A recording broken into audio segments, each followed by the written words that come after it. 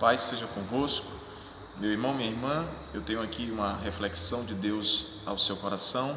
E essa reflexão é uma reflexão que o Senhor trouxe mais ao meu espírito em referência a pastores, como eu sou pastor, líderes, pessoas que estão na frente do ministério, que lidam com pessoas.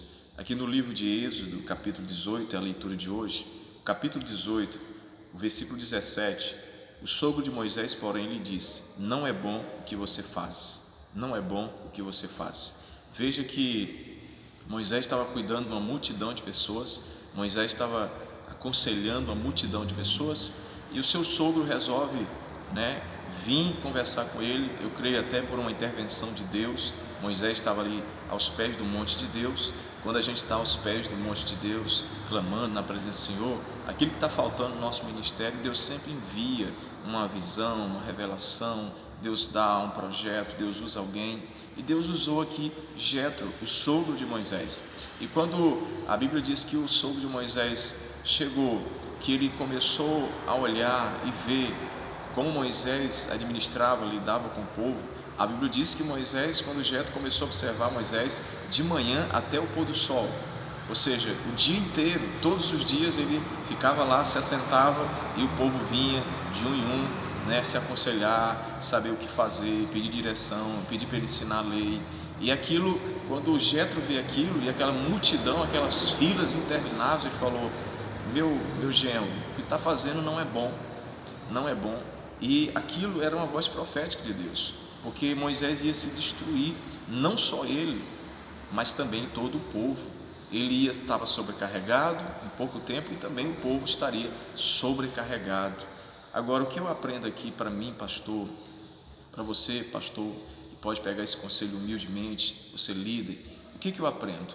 Jetro é um conselho tão antigo, mas tão atual ultimamente. Tão atual porque o conselho de Jetro é descentralizar o poder, fazer o povo entender que nós não somos super-homens, super-heróis, e que a gente pode compartilhar o fardo com outras pessoas para cuidar do rebanho, cuidar das pessoas. Você percebe que há aqui uma distribuição de tarefas.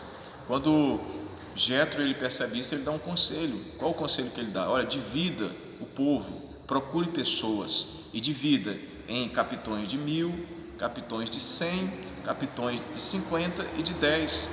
Ou seja, haveria ali uma distribuição. E ele diz algo interessante, diz: olha, as coisas, para que esse povo possa julgar as coisas simples, as coisas difíceis trarão até você, mas as coisas simples você distribui para este povo, porque querendo ou não, as tarefas simples, diárias, um conselhinho ali, uma oraçãozinha ali, uma visita ali, sabe, coisas pequenas que desgastam a gente com o tempo. E essas coisas podem ser compartilhadas, não porque são pequenas que não têm importância, mas é porque essas coisas podem ser atribuídas a outras pessoas, enquanto o papel do líder, o papel do pastor principal é o que? Ele diz: olha, Jetro fala, o profeta disse: olha, você, Moisés, se ocupa de ensinar o povo. Olha o que ele diz, versículo 20: ensina-lhe os estatutos e a lei, e mostra para eles o caminho, o que deve fazer ou não deve fazer. Esse é o papel do pastor, é estudar a palavra, viver a vida de oração, é poder aconselhar sim, mas é ensinar o povo, alimentar as ovelhas através do altar, através da palavra, É claro que o pastor tem as suas tarefas de visita, de estar ali aconselhando, claro que tem, mas essa é a principal tarefa do pastor, é fazer o quê? Ele diz: olha, você vai ensinar o povo. Esse eu diria que é o segundo atributo, ensinar, trabalhar. E o primeiro, ele fala assim: olha, Moisés, você vai apresentar o povo diante de Deus.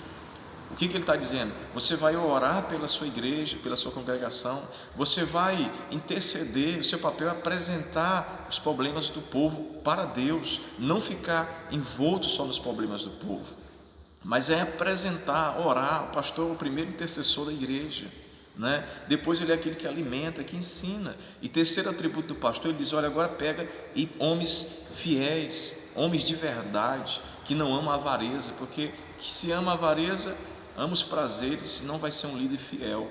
A mesma coisa que Paulo diz: olha, Timóteo, o que eu tenho te ensinado, confia em homens fiéis, idôneos, íntegros, e passa para frente. Esse princípio de Jetro, querido, é um princípio de descentralizar o poder. A gente aprende isso tanto em congresso, mas a gente demora tanto a praticar isso. O que ele está dizendo? O pastor ele vai orar a Deus pelo seu rebanho, ele vai ensinar o seu rebanho e ele vai também pegar e treinar pessoas para essas pessoas. É claro, não pode ser qualquer pessoa, tem que ser pessoas maduras, homens de verdade, mulheres de verdade, pessoas que não amam a avareza, para poder cuidar das pequenos problemas de outras pessoas. As causas grandes, vem até o pastor principal e ele resolve. É claro que o pastor principal vai dar suporte a esse grupo de líder na escola, treinando, discipulando pessoalmente, mas o que eu aprendo aqui é um princípio que Jesus usou. Jesus ele veio e ele não investiu numa multidão, investiu em 12, e esses 12 eles impactaram o mundo da sua época, e ali houve uma criação de discípulos de verdade, discípulos que geravam discípulos, culto nas casas. Por isso que as células é tão importante, porque a célula ela encaixa bem esse princípio de cuidar uns dos outros, mas também o discipulado um a um, onde a gente vai pegar pessoas, pelo menos que estão mais fracos na fé, e uma vez na semana ou a cada 15 dias, sentar com aquela pessoa, orar e dar um aconselhamento, um estudo para ela. Se a igreja tiver a escola de discípulo, escola bíblica, será mais um ponto de consolidação. Mas o que eu aprendo aqui é que a gente não pode se enganar. Estratégia não significa tudo. Ele poderia dividir em grupo de 1000, de 100, de 50, de 10. Ele poderia estar ensinando o povo, mas o que Jetro diz, olha, e o Senhor será contigo. O Senhor será contigo. Ou seja, é Deus que dá o crescimento, não é estratégia, não é por força nem por violência, é o Espírito Santo de Deus. O Espírito Santo de Deus é que vai pegar toda a estratégia que Ele mesmo tem te dado e vai colocar a vida, e se o Senhor é contigo, vai fluir.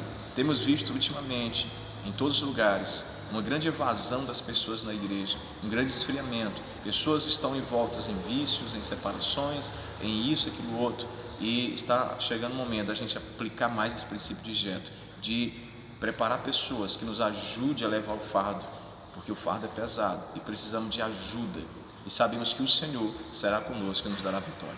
Que Deus te abençoe, que aquilo que você está fazendo, que está te desgastando, você possa entender essa voz profética. Isso não é bom.